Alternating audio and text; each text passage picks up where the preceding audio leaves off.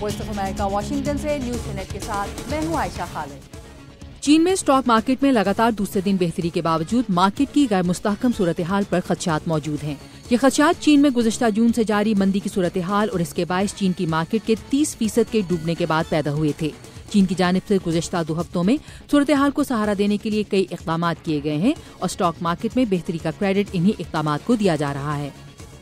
अक़वाम मुत्तहिदा की जानिब से यमन में इंसानी बुनियादों पर गैर मशरूत जंगबंदी के ऐलान पर आज से अमल हो रहा है। इस ऐलान का मकसद रमजान के इख्तिताम तक जंगबंदी पर अमल दरामद है ताकि अरब दुनिया के इस गरीब तरीन और जंगज़दा मुल्क की 21 मिलियन आबादी को ज़रूरियात ज़िंदगी पहुँचाई जा सकें।